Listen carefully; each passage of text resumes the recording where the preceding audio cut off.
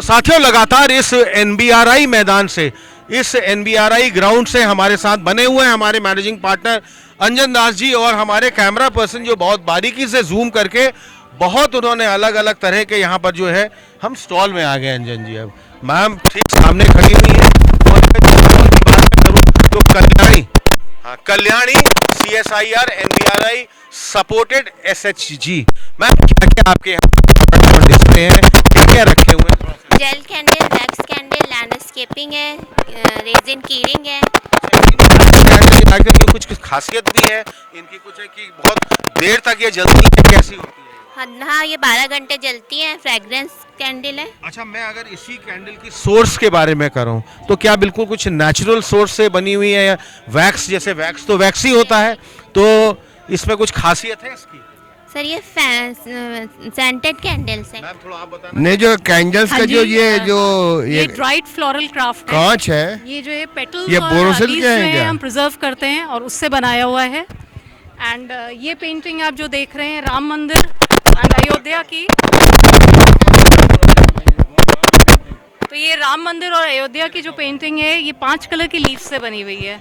5 coloured leaf. हाँ जी, आप देख सकते हैं। एंड इसको लीफ कार्विंग से बनाया गया है। ये भी लीफ कार्विंग का है, ये भी राम मंदिर। हाँ जी, हाँ ऐसे दिखाइए, ऐसा डिस्प्ले करिए। मैम ने पूरी तरह से देखिए डिस्प्ले करा हुआ ही है। अच्छा मैम, अब मैं अगर इसके दाम, इसके कॉस्ट के बारे में बात करूं तो इसमें कॉस्ट हमने बहुत अफोर्डेबल रखी है क्योंकि हम चाहते हैं कि ये जो है क्राफ्ट ये जनरल पब्लिक तक पहुंचे, क्योंकि ये केवल यहीं पे सिखाया जाता है और लखनऊ में ही अवेलेबल है। और एनबीआरआई सपोर्टेड है आपका? एनबीआरआई सपोर्टेड है। एनबीआरआई का सेल्फ हेल्प ग्रुप है कल्याणी, उसके अंडर हम लोग वर्क कर रहे हैं। ये फीमेल्स के लिए जो है स्पेशली फ्लोरल मिशन के अंडर स्कीम में स्टार्ट किया गया है और हमको फुल सपोर्ट यहाँ एनबीआरआई से मिल रहा है in terms of material also and expertise also. 2 दिन का आपका अनुभव, आपका एक्सपीरियंस यहाँ पर सैटरडे और संडे, यहाँ आज भी बहुत ही भीड़ भाड़ है, लोगों से भरा हुआ है। What has been your overall experience, आपका अनुभव? हमारा एक्सपीरियंस बहुत अच्छा रहा है। हमको बहुत अप्रिसिएशन भी मिला और बहुत सेल भी हुआ। And since NBRI is fully supporting us in terms of a stall also, in terms of food also and all the help, तो हमको कोई प्रॉब्लम नहीं हुई। बहुत बढ़िया। As females हमको बहुत encourage। हमारे चैनल के माध्यम से भी, मिसाल टुडे के माध्यम से भी आपकी इस पूरी और आपकी पूरी टीम को हमारी बहुत बहुत हार्दिक शुभकामनाएं। सो मच सर, आप लोग बहुत इनकरेजिंग हैं। इसके आगे बढ़ते हुए देखिए यहाँ पर भी आर्यन सारा डिस्प्ले में ही है सारे। अंजन जी, ये कुछ आपको स्पेशल लग रहे हैं या हम लोग जो मार्केट में यूजुअली लेते हैं या करते हैं? आर्यन इसको जरा जूम करके, इस स्टॉल में कौन होगा थोड़ा बात करेंगे। पानी में रखा। कौन आप हैं सर? ये जो आपके थोड़ा ये बोनसाई जैसे हम देख रहे हैं या कट फ्लावर है, कट फ्लावर्स हैं, ये पर्टिकुलर फ्लावर क्या है? ये ग्लैडुलस है, आगे जो है जरबेरा है और क्राइजेंथमम है, तीनों रखे गए हैं। और ये बेसिकली जो है ये जितने भी डिस्प्ले आप देख रहे हैं ये टिश्यू कल्चर, सॉरी ये जो डिस्प्ले है आपका टिश्यू कल्चर का है, लेकिन हम एक गवर्नमेंट का प्रोजेक्ट है CSIR फ्लोरिकल्चर मिशन। इसमें क्या करना है, इससे जैसे फार्मर जो हैं वो क्या कर रहे हैं, रेगुलर जो क्रॉप है वो यूज कर रहे हैं, वही इसी से खेती करते हैं, लेकिन साइड बाय साइड ये जो है ये क्या कर सकते हैं, फ्लावर की खेती करें जिससे उनका इनकम इनहेंस हो। इसलिए गवर्नमेंट ऑफ इंडिया का ये है प्रोजेक्ट। इसमें बहुत सारे वर्टिकल बनाए गए हैं, जैसे प्रोडक्ट डेवलपमेंट का है, यहाँ पे देख सकते हैं हर्बल गुलाल और टिश्यू कल्चर टेक्निक से जो जैसे मार्केट में जो जरबेरा आता है बुके उके बनते हैं वो सब टिश्यू कल्चर रेज प्लांट होते हैं। इसको हम लोग फ्री ऑफ कास्ट फार्मर को प्रोवाइड करते हैं जिससे उनकी जो है इनकम इनहेंस हो। अब मेरा आपसे बहुत प्रमुख प्रश्न यह आता है कि खास तौर पे जैसे इस टाइम भारत सरकार की भी अपनी बहुत बड़ी मुहिम है और खास तौर पे सब्सिडीज़ बहुत अच्छी मिल रही हैं, बहुत अच्छी दी जा रही हैं, तो जो आपके किसान हैं, फार्मर्स हैं, जहाँ से भी आप उगाते हैं, तो आप तो खैर उगा, तो उनको भी जैसे उनकी जो मिट्टी है या ट्यूबवेल वगैरह वो चलाते हैं, उसमें भी उनको कुछ फायदा मिलता है? जी, अब हार्टिकल्चर डिपार्टमेंट है वो जो है वो क्या करता है, अब बहुत सारे जैसे पॉली हाउस हो गया तो उसके लिए सब्सिडी देता है। जो भी प्लांट हैं अलग अलग फ्लोरिकल्चर में भी आपको एक तरह से हम लोग सब्सिडी क्या, हम डायरेक्ट आपको प्लांटलेट प्रोवाइड करते हैं फ्री ऑफ कास्ट, जिससे और उनको टेक्नोलॉजी के लिए अलग अलग जितने भी हैं उनको ट्रेनिंग भी हम प्रोवाइड करते हैं जिससे उनकी स्किल बढ़े, जिससे वो आगे। अच्छा, स्किल ट्रेनिंग मिशन। क्वेश्चन मेरा भी है आपके साथ। अभी एक सज्जन बता रहे थे इसके जो बीज है, जो ये फ्लावर लगे, बीज यहाँ पे बेचे नहीं जाते हैं। अभी जो है हमारे यहाँ बीज जो है डायरेक्ट सेल नहीं होता है, क्योंकि हमारा जो पर्पज है फार्मर की इनकम को इनहेंस करना। इसके लिए हम क्या करते हैं, एक हर डिस्ट्रिक्ट में जो है हमारा एक क्लस्टर बना हुआ है। 10 जो एकदम पुअर फार्मर, एक सोच लीजिए छोटे छोटे जो फार्मर होते हैं, उनको हम सेलेक्ट करते हैं कि वो आगे चल के उनको हम सीड भी प्रोवाइड करते हैं फ्री ऑफ कॉस्ट इस प्रोजेक्ट के थ्रू। अच्छा। इनकम बढ़े, उनको आप सीड मार्केट में के लिए नहीं देके वहाँ पर फार्मर्स को मतलब इसमें ये था, वो ये बता रहे थे कि कलकत्ता में 10 से 15 रुपए का ये बीज और जो क्राफ्ट है उसको आप उखाड़ के लगा दीजिए तो वो बन जाते हैं, बट वहाँ से यहाँ तक आने में बीज मर जाते हैं। ऐसा भी होता है क्या? नहीं, उसमें जो है आप कोलकाता से बहुत सारे यहाँ पे फार्मर हैं, वो सेल करते हैं। वो क्या होता है, उसको बकायदे उसमें जो है जैसे उसको स्टोर करके जो भी है रेफ्रिजरेटर जैसे तो पॉसिबल नहीं है, तो पैकेट बनाते हैं बहुत सारे आइस पैक से वो कोलकाता से यहाँ आता है।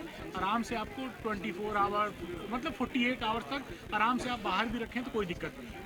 तो उसके बाद आप प्लांट को लगा सकते हैं, मरते नहीं है, ऐसा कुछ है नहीं, क्योंकि एक टाइम पीरियड होता है। कुछ समय बाद आप रख देंगे तो चली जाएंगे। ये हमारा, ऐसा हमारे दर्शक ने, हाँ वही हमने कहा, वही हमारे प्रश्न दिमाग में थे, वो हमने सोचा आपसे पूरी तरह बात कर लें। अंजन जी बहुत भव्य, बहुत सुंदर, बहुत हाँ, बहुत बहुत आपका धन्यवाद।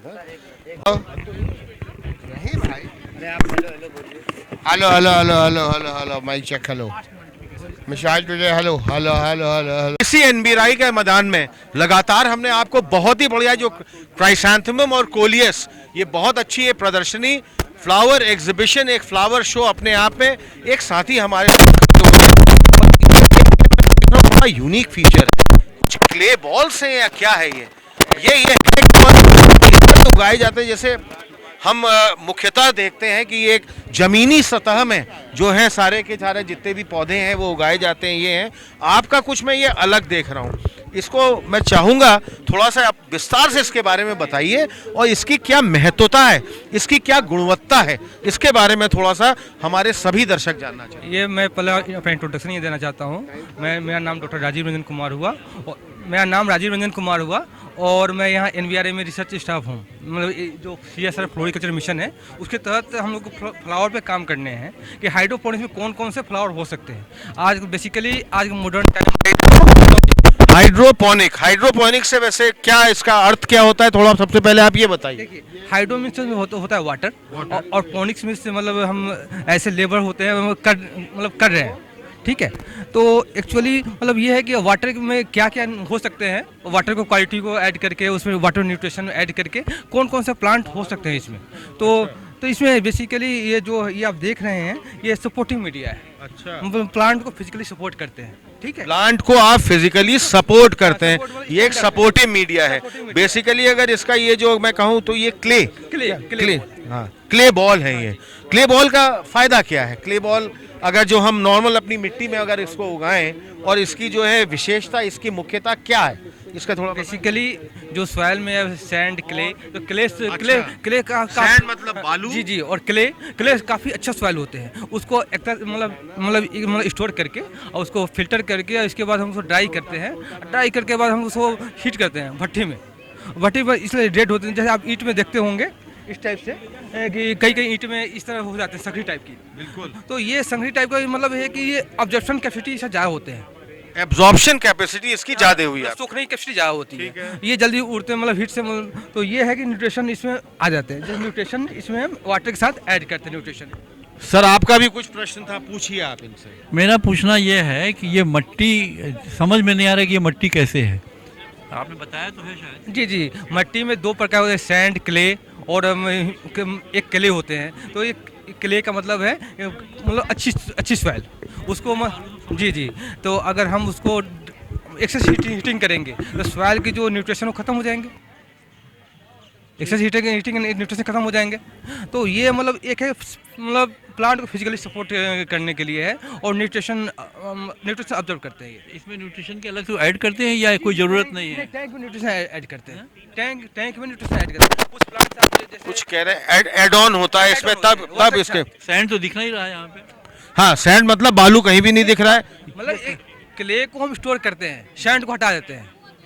अब आप ये बताइए हमको, सवाल के टाइम में बताया आप। 2 दिन का आपका यहाँ का अनुभव अपना, और कितने दर्शक, ये कितने ग्राहक, दिनों में लगता है ये तैयार कितने दिनों में तैयार होगा प्लांट? मतलब ये अलग अलग प्लांट के अलग अलग साइकिल होते हैं। ये कौन सा प्लांट है? ये ग्लेडियोलस है, फ्लावर है हम लोग। ग्लेडियोलस। जी जी, इसको ज़्यादा मट्टी नहीं चाहिए, ऐसे देखिए ये तो अंडरग्राउंड होता है। आप एक अच्छी क्वेश्चन है, लेकिन देखिए मिट्टी वाली कोई जो खेती होती थी ट्रेडिशनल हो गया, और इसमें काफ़ी मेहनत की जरूरत पड़ती है, ठीक है, और इसमें कम मेहनत में अच्छा लागत हो जाते हैं, ठीक है, और आप कम स्पेस में। आज के बेसिकली टाइम किसी के पास है नहीं खेती करने का, अंदर से खोद खोद के खा जाते नहीं, हैं हमारे यहाँ इसी को। ठीक है, बेसिकली टाइम में खेती नहीं है। आप देखिए सर, हमारे प्रश्नों के साथ साथ आपके भी कई प्रश्न उतरे, लेकिन जो भैया यहाँ पर हमारे साथी हैं, उन्होंने इनको बहुत अच्छी तरह से जितने प्रश्नों का निवारण और जो भी आपकी अपनी समस्याएं बनी हुई थी उनको बताने की कोशिश की। इसके आगे भी हम आपसे बात, वैसे आप 2 दिन का आपका अनुभव कैसा रहा ये बताइए? अनुभव काफ़ी अच्छा लग रहा, और कितने आप दर्शक, कितने ग्राहक, व्यापार वगैरह आपका ठीक रहा? व्यापार नहीं, मेन है डेमो बताना हो, और जो टेक्नोलॉजी के बारे में बताना, एक्चुअली क्या क्या इशू होते हैं। या बेचते भी हैं? कंपनियां हैं, कंपनियां खुद हम लोग डेमो यहाँ पर शायद बेचने के लिए नहीं रखे। आइए आर्यन, इसके अभी आगे बढ़ें और चले। इसमें बहुत अलग अलग तरह के, देखिए आर्यन, यहाँ पर भी CSIR floriculture mission farmers cluster, बहुत खूबसूरत खूबसूरत ये पौधे भी हमको। और ये मैम थोड़ा बताइए इनके बारे में। जी। शिमला मिर्च तो दिख रही है ये, लेकिन ये अलग अलग, ग्रीन तो नॉर्मली, हरी तो हम लोग खाते ही हैं, ये थोड़ा सा अलग रंग की, और ये पीले रंग की। जी, ये मैंने पॉली हाउस में किया है। पॉली हाउस में किया है। पॉली हाउस की फंक्शनिंग क्या होती है, किस तरह आप लोग करते हैं? उसमें सर टेम्परेचर वो कंट्रोल में होता है, और जो वो ड्रिपिंग सिस्टम है उससे वाटर जाता है उसमें, अच्छा। और भी फर्टिलाइज़र वगैरह भी सब मशीन से ही जाता है। तो उस वजह से इसमें थोड़ा सा पॉली हाउस के अंदर टेम्परेचर मेंटेन रहता है, सर आप भी इसलिए। इसी स्टॉल में साथ में ही हैं? सर आपसे मेरा ये प्रश्न ये है कि जो अब मैम ने पूरी तरह बताया कि पॉली हाउस में इसका ये है, कुछ क्या विशेषता इसकी, इसके टेस्ट में या इसके स्वाद में या पौष्टिकता में क्या फर्क होता है? इसका पौष्टिकता बहुत अच्छी होती है, न्यूट्रिएंट वैल्यू इसका बहुत अच्छा होता है। क्योंकि हरी वाली ये तो हम लोग रोज बाजार में खरीदते ही हैं, मिल जाती है ये, और ये एक्चुअली इसका मतलब बहुत हाई न्यूट्रिएंट वैल्यू होता है ये, न्यूट्रिएंट। हाँ बहुत हाई होती है। इसको सैलेड के रूप में, वेजिटेबल के रूप में, कच्चा पक्का दोनों खा सकते हैं। अच्छा। और इसका मतलब एक्चुअली ये कलरफुल भी होता है, हेल्थ के लिए भी बेनिफिशरी है, और बच्चे बहुत अट्रैक्ट होते हैं। अच्छा, अब मेरा आपसे बड़ा प्रमुख प्रश्न है, आज तो हमारी आपसे यहाँ पर जो ये पुष्प प्रदर्शनी यहाँ पर मुलाकात हो गई, इसका आपका सेलिंग पॉइंट कोई ऐसा स्थान जहाँ से ये आप हम लोग खरीद सकते हैं, मिल सकता है, या हमारे दर्शक जो हमको फॉलो करते हैं, लाइक करते हैं, हमारे सब्सक्राइबर्स हैं, कैसे जानेंगे कहाँ पर मिल? एक्चुअली इसका हम लोग फुटकर बिक्री नहीं करते। अच्छा, बिजनेस इसका आपका? हाँ, ये फुटकर बिक्री नहीं करते हैं हम लोग। हमारे जो वेंडर्स है, बिग बास्केट, रिलायंस फ्रेश, अच्छा, सिर्फ वेंडर्स के थ्रू आप जाते हैं, या बड़े बड़े हमारे जो कस्टमर्स हैं जिनको बल्क में चाहिए होता है, अपने फार्म से सीधे हम लोग डायरेक्ट सेल करते हैं। अंतिम प्रश्न, जैसे मान लीजिए इसका कुछ भी, ये कितने रुपए किलो है आजकल शिमला मिर्च? 35-38 ठीक, मान लिया 35 से 40 रुपए किलो के बीच में। इनका क्या कॉस्ट, इनका क्या? इनका कॉस्ट अब ओपन में हम लोग से तो जैसे बल्क में 350-380 के आसपास अभी ले जा रहे हैं, ठीक है। बाकी बल्क में इसका 450-500 के आसपास होगा। बहुत बढ़िया, आपको बहुत ही हमको विस्तृत जानकारी इस बड़ी विस्तार से इसके बारे में और पॉली हाउस के बारे में हमने थोड़ा समझा, जाना। सभी दर्शक भी हमारे इसको जरूर चाहेंगे कि उनको अलग तरह की शिमला मिर्च जो हरी ना हो के ये रंग बिरंगी हो या पीली हो। हमारे इस चैनल के माध्यम से भी आपको बहुत बहुत हार्दिक धन्यवाद सर, अनेकों बधाइयाँ। चले देखिए आगे भी चलते हुए, यहाँ पर CSIR floriculture mission farmers cluster ये भी पूरी तरह बना हुआ है, और CSIR central institute of medicinal and aromatic plants. Ma'am है, आइए मैम थोड़ा बताइए कौन कौन से बेसिकली आपके पास यहाँ पर प्रोडक्ट्स ऑन डिस्प्ले अवेलेबल हैं। They are all natural aromatic. इनका क्या फ़ायदा है जो नॉर्मल मार्केट में भी मिलता है, किस तरह के, और इनका आपका USP क्या है? आप बेसिकली जितने भी आप प्रोडक्ट्स देख रहे हैं डिस्प्ले में, ये सारे प्रोडक्ट्स जो है एसेंशियल ऑयल बेस्ड हैं और मेडिसिनल प्लांट बेस्ड हैं। दूसरी बात है जो आपने कहा कि क्या अच्छा है, तो क्योंकि सब नेचुरल है इसलिए सब नेचुरल होने की वजह से ये अच्छा है। और हमारे पास बहुत रेंज है, पूरी स्किन केयर की है, न्यूट्रास्यूटिकल, हेयर केयर और हैंड डिसइंफेक्टेंट, ये पूरी रेंज है। और ये स्टार्टअप्स के लिए भी है, कि अगर कोई अपना बिजनेस स्टार्ट करना चाहता है तो CSIR CMAP उनको पूरा सपोर्ट देता है, लाइक थर्ड पार्टी मैन्युफैक्चरिंग जैसा, कि आप अपनी ब्रांड में मार्केट में सेल कर सकते हैं। और 1 साल तक ये सर्विस केवल 1 साल के लिए है। 1 साल में आपको लगता है कि yes I am very good entrepreneurs. मेरा आपसे इसी में एक प्रश्न है, थर्ड पार्टी मैन्युफैक्चरिंग तो आपने सही किया कि CSIR जरूर उनको कोई सब्सिडी भी देता होगा, वो भी प्रोवाइड करता होगा, कुछ उनको बढ़ावा भी देता होगा जरूर, किसी ना किसी रूप में, आर्थिक रूप में कहिए या किसी और रूप में है। लेकिन इसके छोड़ के जो मार्केटिंग है, जो ब्रांड मार्केटिंग होती है, वो क्या CSIR के पास ही उसका पेटेंट राइट है, क्या है? जी देखिए, जो मार्केटिंग है वो तो हम प्राइवेट इंडस्ट्री को देते हैं, लेकिन मैन्युफैक्चरिंग का जो राइट है वो CMAP का है। जब हम टेक्नोलॉजी ट्रांसफ़र करते हैं तो हम 1 साल के लिए, हम वो टेक्नोलॉजी जब ट्रांसफ़र कर दिया 1 साल के बाद, तो हम उनको एक टेक्नोलॉजी कॉस्ट लेते हैं, उसके साथ साथ हम 3% रॉयल्टी फॉर द 10 ईयर्स के लिए लेते हैं। तो वो जो 10 ईयर्स का टाइम होता है, वो लाइसेंसिंग जो हम करते हैं उसमें हम QC का भी ध्यान रखते हैं, लाइक क्वालिटी कंट्रोल मेंटेन रखें। ऐसा ना हो कि हमने तो उन्हें अच्छा दिया, बट इन केस कोई कंपनी अगर ऐसा करती है, लाइक एडल्ट्रेशन कर देती है, तो वो एडल्ट्रेशन ना कर पाए, उसके लिए हम 3% की रॉयल्टी लेते हैं। और हम वो प्रॉपर एक एग्रीमेंट होता है जिसमें ये डिसाइड किया जाता है कि हम कहीं से भी उनके प्रोडक्ट उठा के टेस्ट भी कर सकते हैं। एरोमेटिक प्लांट्स बेसिकली जो आपने डिस्प्ले में लगाए हैं और जो नॉर्मल हमारे मार्केट बेस्ड प्रोडक्ट्स मिलते हैं, क्या उनमें फर्क, विशेषता एरोमेटिक प्लांट्स की क्या है? एरोमेटिक का मतलब ये है कि वोलाटाइल, मतलब एरोमा, तो एरोमा मींस फ्रेगनेंस, ठीक है। तो जैसे लेमन ग्रास है, सिट्रोनेला है, उसमें आपका बेसिलकम है, ये सारे एरोमेटिक प्लांट्स हैं और उसका डिस्टिलेशन के थ्रू हम उसका ऑयल निकालते हैं और वो ऑयल जो होता है वो एरोमेटिक ऑयल होता है। तो उसका यूज़ सब में अलग अलग एक्टिव कॉन्स्टिट्यूएंट होते हैं और उनका थेरेप्यूटिकल एक्शन होता है, ठीक है। तो वो थेरेप्यूटिकल एक्शन के थ्रू हम, जिसमें लाइक अभी अगर पेन के लिए है तो क्या उसमें यूजिनॉल है, तो उसको पेन के लिए यूज़ करते हैं, चाहे वो क्लोव से आ रहा हो, चाहे वो बेसल से आ रहा हो, तो वो हम देखते हैं कि कौन सा किस एप्लीकेंट में अच्छा होगा। मतलब थेरापेटिक वैल्यू जो होती है हर प्रोडक्ट की आपने बहुत अलग अलग होती है, उसकी वही विशेषता होती है, वही उसकी एक USP भी होती है जो उसको अभी तक 2 दिन का आपका अनुभव, क्योंकि 2 दिन से यहाँ पर ये बहुत ही अच्छा, बहुत सुंदर, बहुत भव्य आयोजन यहाँ पर जो क्राइसैंथेमम और कोलियस का यहाँ पर जो पूरा फ्लावर शो, इसके बाद कैसा आपका अनुभव रहा? बहुत ही अच्छा है, बहुत ही अच्छा है। और हम काफ़ी सालों, कितने दर्शक, कितने ग्राहक, बिजनेस, व्यापार भी आपका कैसा? मान के चलिए कि जो फुटफॉल मानी जाएगी वो 1000 फुटफॉल तो थी ही। बहुत ही बढ़िया है ये है। और आज today happens to be the last day, Sunday है, आज कुछ यहाँ पर प्राइज डिस्ट्रीब्यूशन यानी कुछ पारितोषिक भी उसके यहाँ पर आखिर में मुख्य मंच से होगा। आप चाहते हैं कि आपका स्टॉल भी कुछ प्राइज जीते। अब हम लगभग आर्यन देखिए आखिरी स्टॉल तक यहाँ पहुँच गए। ये अपने आप में एक बड़ा विशिष्ट स्टॉल, खास तौर पे बायोग्रेडेबल कटलरी प्रोडक्ट्स, क्या बात है, ये अपने आप में यूनिक, बहुत बढ़िया है। बायोग्रेडेबल कटलरी आइटम्स, तो ये जो आपके हम देख रहे हैं, चम्मच हैं, प्लेट, किस तरह से इसका आपका पूरा फॉर्मुलेशन, ये किस तरह से आप बनाते हैं, करते हैं, और इसको आप क्या क्या इसमें चीज़ें यूज़ में, प्रयोग में आती हैं? सर सबसे पहले तो जो भी हमारा डिस्टिलेशन वेस्ट निकलता है, लेमन ग्रास, सिट्रिनला, पामा रोज़ा, उसको हम चॉप कर लेते हैं स्मॉल पीसेस में। फिर उसमें बाइंडर डाल के एक मशीन की मदद से, जो कि SPS कल्याण के नाम से मशीन आती है, उसमें डाल के इसको हम पेस्ट करते हैं, तो ये आपके बायोडिग्रेडेबल प्रोडक्ट्स बन जाते हैं।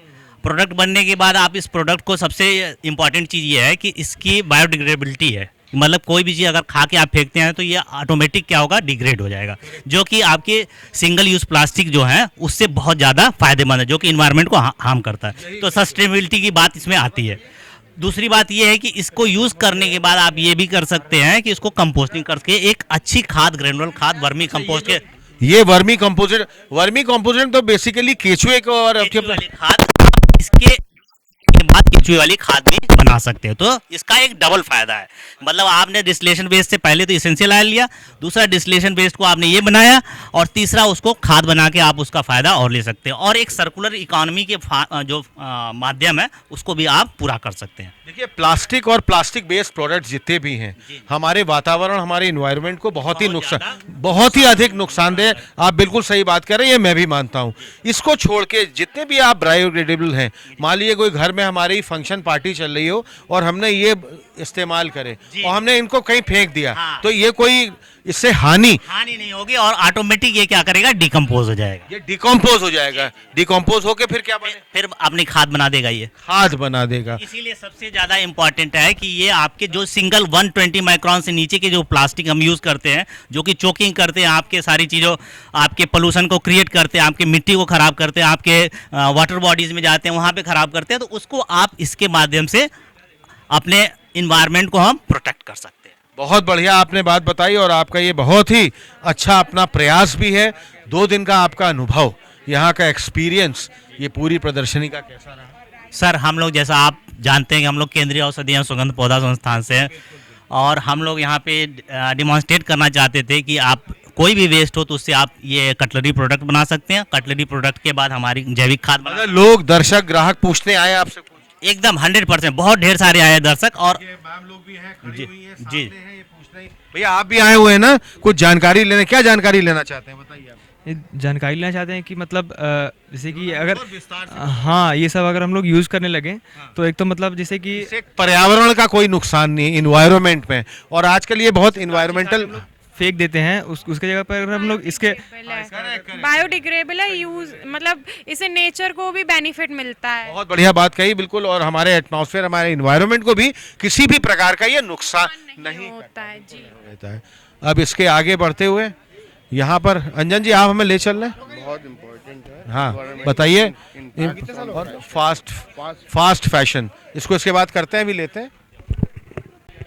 साथियों, जिस अब प्रमुख स्टॉल के हम ठीक सामने हैं यहाँ पर इस पुष्प प्रदर्शनी में, वो अपने आप में बहुत ही महत्वपूर्ण, बहुत खास स्टॉल है, क्योंकि इनकी थीम ही है environmental impacts on fast fashion.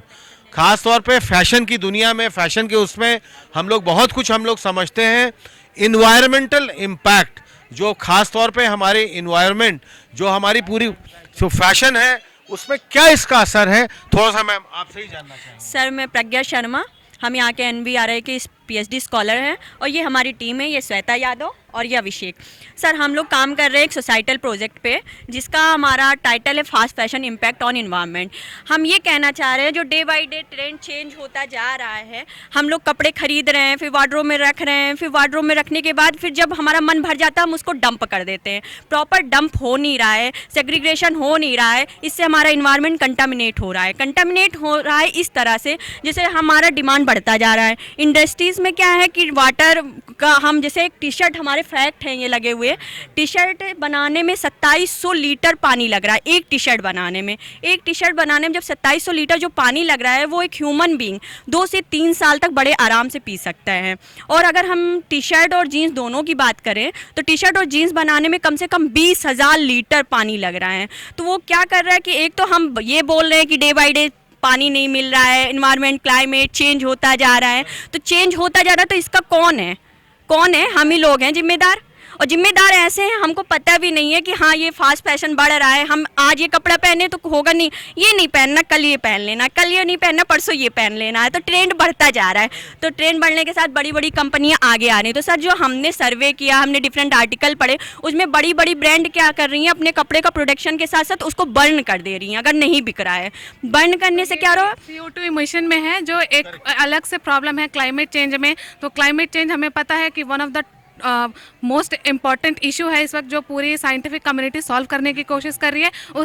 तो ये उसमें भी इसका इम्पैक्ट है। आफ्टर इट उसके बाद इन माइक्रो प्लास्टिक जो है, ये भी एक प्रॉब्लम है। और जो कपड़े डंप हो रहे हैं उससे क्या हो रहा है कि माइक्रो प्लास्टिक रिलीज हो रहा है। अब आप देख सकते हैं कि 35% ऑफ माइक्रो प्लास्टिक जो है वो समुद्र में जा रहा है। तो ये कैसे जाता है, वॉशिंग करने से जाता है, हम ब्रश से रगड़ते हैं उससे जाता है, हम कहीं भी डंप कर देते हैं उससे जाता है। और उसके साथ साथ जो वाटर कंटामिनेट हो रहा है, क्योंकि उसमें बहुत सारी डाइज हैं, वो हार्मफुल डाइज जो है मछलियों को इम्पैक्ट कर रही है, और उसमें लोग नहा भी रहे हैं। और जो डाई जो कलर करते हैं, जो थोड़े इलिटरेट से लोग हैं, वो कलर कर रहे हैं और वो सीधा डंप कर दे रहे हैं। तो ये एक बहुत ही बड़ा इशू है जिस पे हम लोगों को सोचना पड़ेगा कि ऐसे ही चैन की तरह ये ह्यूमन बॉडी में आ रहा है, मतलब वो मछलियां हैं तो मछलियों का कहीं ना कहीं लोग भी खा ही रहे हैं, तो वो एक फूड चैन की तरह हमारी ह्यूमन बॉडी में आ रहा है, तो वो तो हम कंज्यूम कर रहे हैं और इन्वायरमेंट को भी हानि अब मैं आपकी पूरी थीम को समझ गया। बहुत मेरा एक प्रमुख प्रश्न है, क्योंकि वाटरिंग, डंपिंग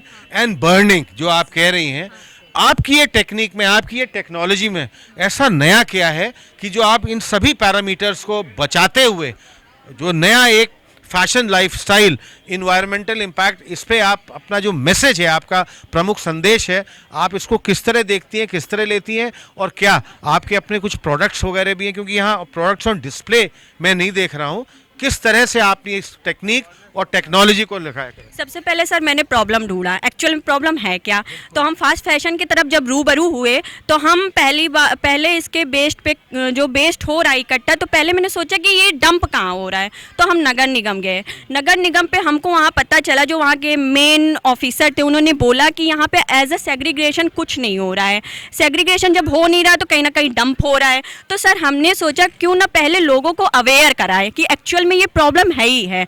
फिर जब हम और सोर्सेस की तरफ बढ़े तो हमको पता चला डाइज हो रही है, डाइज क्या हो रही है, वाटर सोर्स को, रिसोर्सेज को कंटामिनेट कर रही। तो हमारी एनबीआरआई डिफरेंट टाइप के नेचुरल डाइज का यूज़ कर रही है।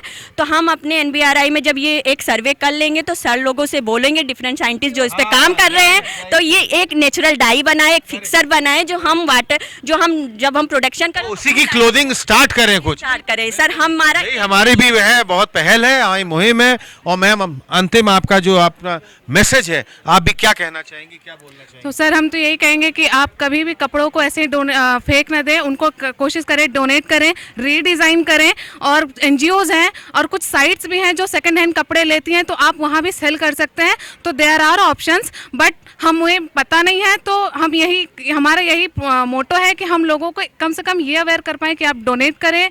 तो एनजीओज़ के हमने कुछ नाम भी सजेस्ट किए हैं, कुछ साइट्स के भी नाम हम सजेस्ट कर रहे हैं कि आप वहाँ पे रीसेल कर सकते हैं। जैसे OLX पे होता है, पुरानी चीज़ें बेचें और आपको फिर कुछ पैसे मिल जाएंगे, तो उसी तरह से कुछ कपड़ों के लिए भी साइट्स हैं। और कोशिश करें कि सेकंड हैंड क्लोथ्स लें, जो वो क्लोथ्स ले जो जैसे आपको शादियों में कभी एक फंक्शन में पहनना है और एक ही बार पहनना है, तो आप वो सेकंड हैंड भी यूज़ कर सकते हैं। जैसे हमने तो डिफरेंट एनजीओ से टारगेट भी किया कि सर आप क्या करना चाहते हो, कैसे कलेक्ट करते हो डोर टू डोर कपड़ों। सर हम लोगों ने सर्वे किया, तो ये डिफरेंट हमारे एनजीओज हैं, जैसे ग्रीन सोल है और गूंज है, तो ये सब क्या कर रहे हैं, इस पर प्रॉपर काम कर रहे हैं। तो वो क्या करते हैं, हमारे कपड़े ले जाते हैं, रीयूज़ करते हैं, लाइक कुछ मैट्रिक्स बना दिया या गद्दे के फॉर्म में उसको कन्वर्ट कर दिया, थ्रेड कर दिया, तो वो प्रॉपर यूज़ कर रहे हैं। तो मेरा लोगों से बस यही कहना है कि आप एज अ डंप साइट मत बनाइए स्ट्रीट को, और जल्दी जल्दी ट्रेंड को देखते हुए कपड़े मत चेंज करिए। आपकी मुहिम मैम बहुत ही सुंदर, अपने आप में बहुत ही विशेष है।